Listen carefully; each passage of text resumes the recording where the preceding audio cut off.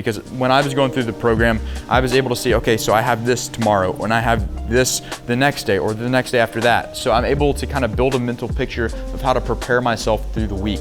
So it's not just like, hey, instructor, what are we doing today, right? So it's not that call up like, hey, can you fly today? It's built out for you. And of course, if you have things that come about or we need to work around, we can help you out with that as well.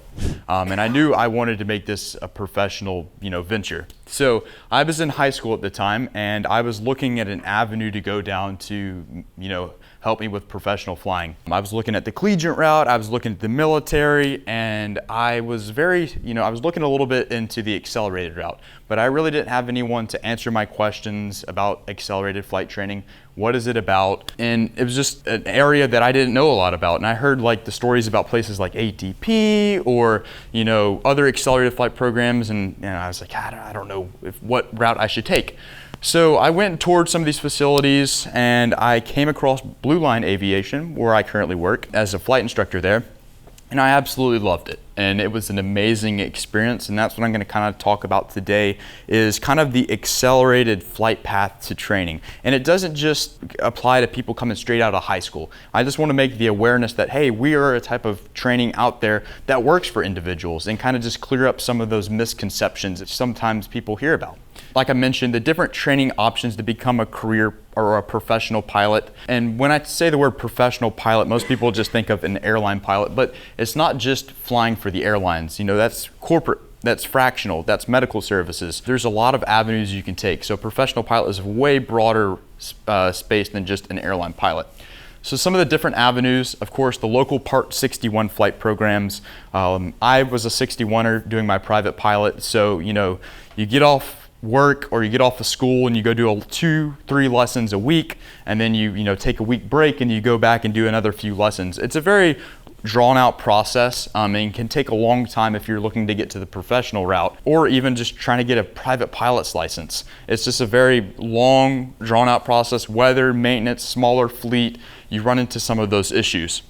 Then you have a collegiate aviation program. So people who want to go straight into college and maybe that airline route, it's one of the routes that I looked into going to. I looked at, your big name schools, University of North Dakota, Auburn, Embry-Riddle. They're great programs. You get that degree on the side, but also, you have the flight expenses on top of the tuition expenses as well. And it can be a lot of money for some individuals.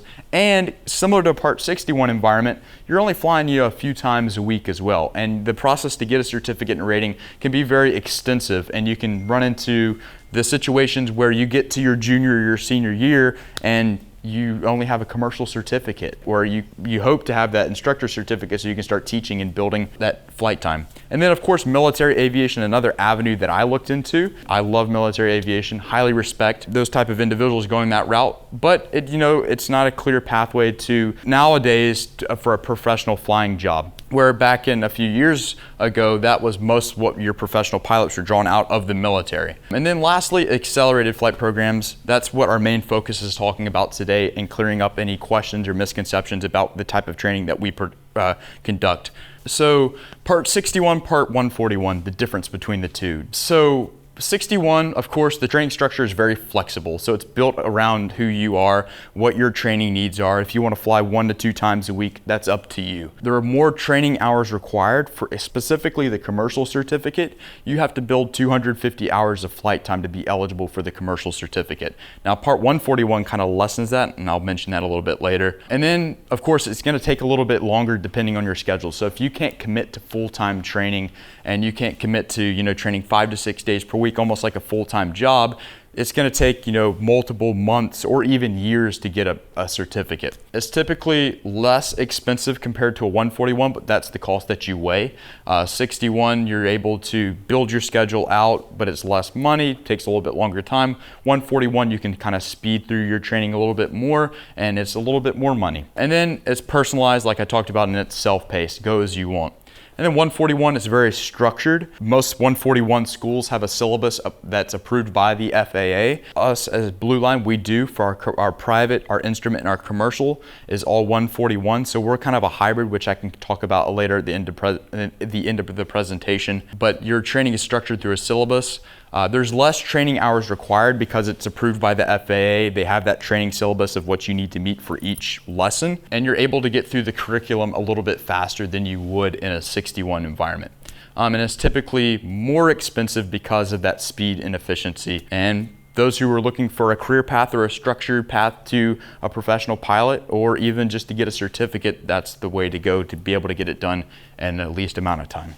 So kind of talking about what we are as an accelerated flight program. So most of the time we are taking zero or little experience and training them to become professional pilots or have the certificates and ratings to start building those hours to become a professional pilot. Kind of the approach most accelerated flight programs, and specifically how we conduct our training, it's a combination of online ground school, one-on-one grounds, group grounds, simulator time, and flight time with the instructor as well.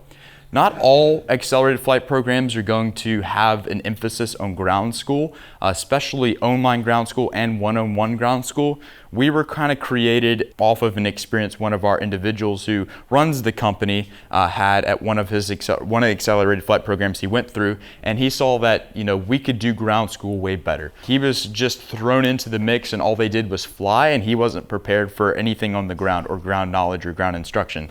So we have a big emphasis on that one-on-one personalized those ground lessons and group grounds as well. I can attest to that. They make a huge difference when you come into training because you already have that prior knowledge of what you prepared for before coming to school, and then once you get to school, being able to converse with your instructor one-on-one and in a group setting kind of ties all the knots together. And typically the training experience could be done in as little as 5.5 to 4.5 months, depending on where you come in and what you're looking for. Not everyone's wanting to go all the way to become a multi-engine instructor. Some people are. Some people come in with a private pilot certificate. Some people don't.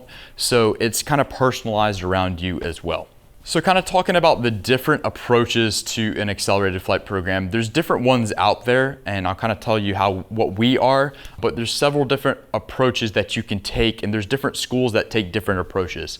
So the first one's a full-time intensive training. So kind of what we do, it's a 5 to 6 day per week commitment. You're spending about 6 hours a day at our training facility. You're flying 1 to 2 times a day. So I like to tell people it's kind of like your full-time job, but it allows you to get through all of your training in a very efficient timeline, which is really nice. And then you have kind of the part-time accelerated flight training.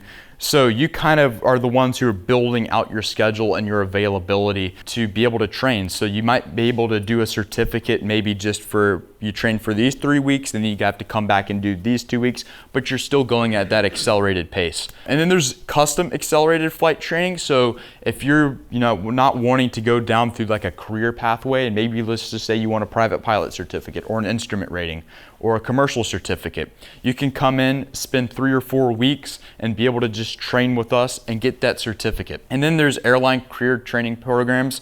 One of those is like United Aviate. They're out in Arizona. What they do is they have a connection with United Airlines. Back in the early days, in the early 2000s, there was a company down in Sanford, Florida, who was part of Comair.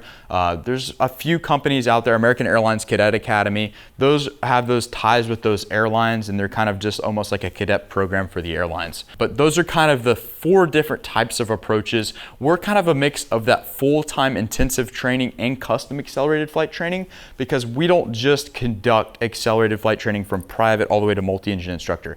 Like I said, if you wanted to get your private pilot's license or just your instrument rating, we do that as well. And what they're called as short courses, you would come in for about 3 to 4 weeks depending on what course it is and just train with us that way.